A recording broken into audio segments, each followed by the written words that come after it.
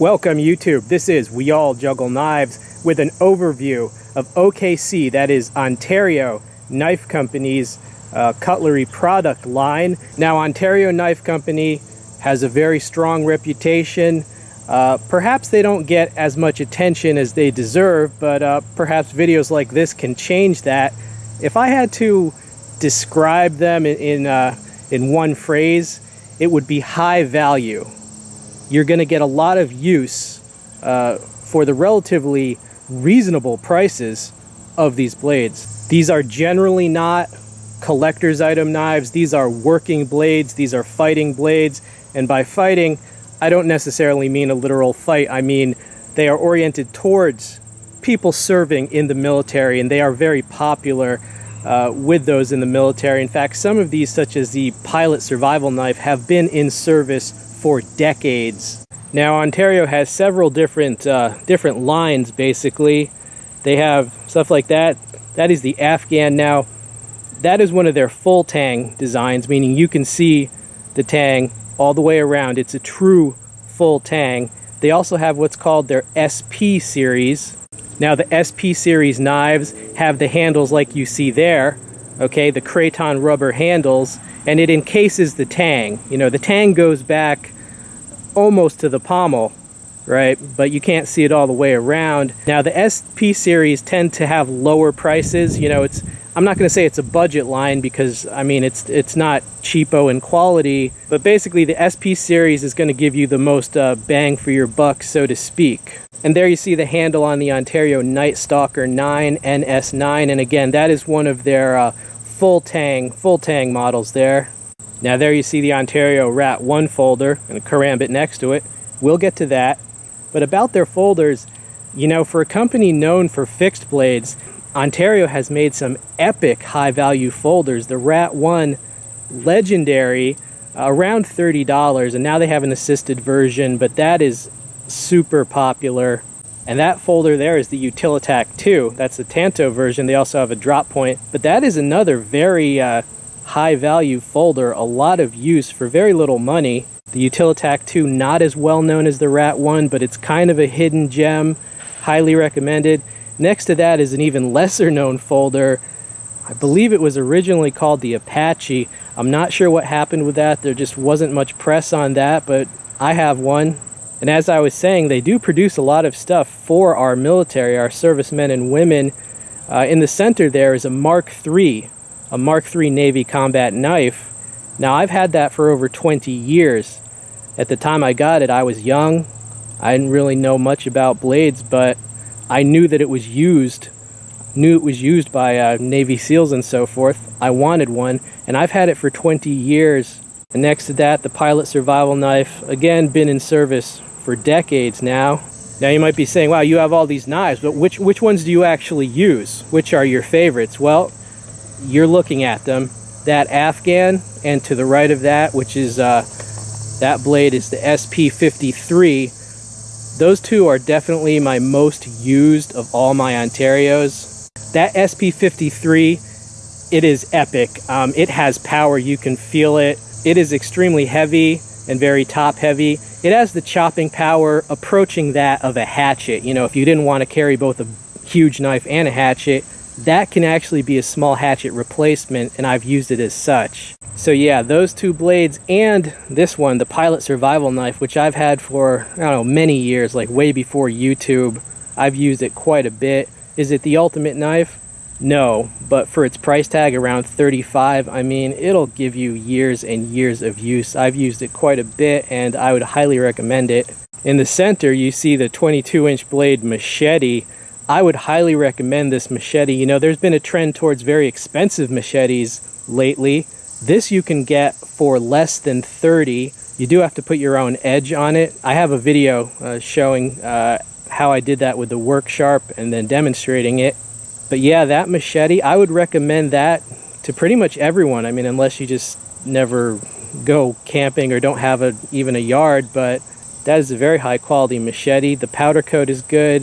It's 1095 high carbon. Now, as far as the steels used, primarily they use 1095 high carbon or 5160 carbon, at least on their fixed blades. On their folders, they're using AUS 8 stainless, just give you rust resistance and save on cost, but mainly they use carbon steels, which is a good thing. Now, I do hope you enjoy this type of video.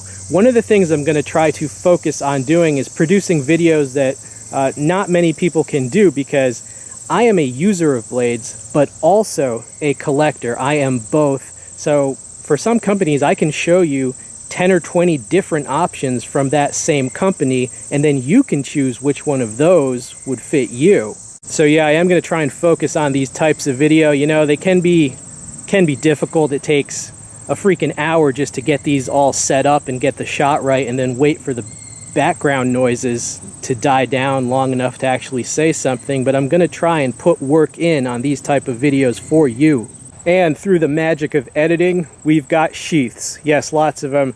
Now, I like Ontario knives, but I want to give you the full information, okay? Sometimes they do skimp on the sheaths. Sometimes they can be oversized or not really fitted to the knife. At times, they just use a generic sheath of a certain length, and they use it for several different knives. So yeah, just be aware of that. You know, that's one of the reasons they can give you such good prices, is because they do skimp a little sometimes. It varies from model to model. Let's do a few close-ups of these sheaths, and then I'll show you what I mean about some of them, you know, not being fitted quite so well.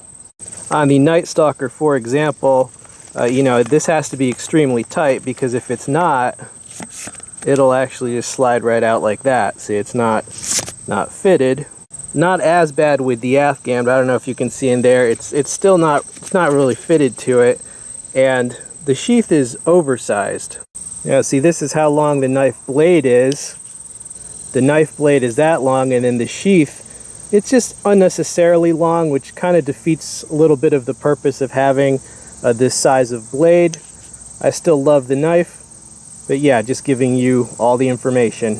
And as far as some other sheaths, on the EOD, all right, that's a very tight sheath. The sheath is very tight on that, as well as on the Mark III Navy knife, very tight. It's understandable. I mean, if you're, you know, if you're a Navy SEAL, you need that to be tight. You're freaking upside down underwater, but just saying, those are tight. This machete is actually sold without a sheath.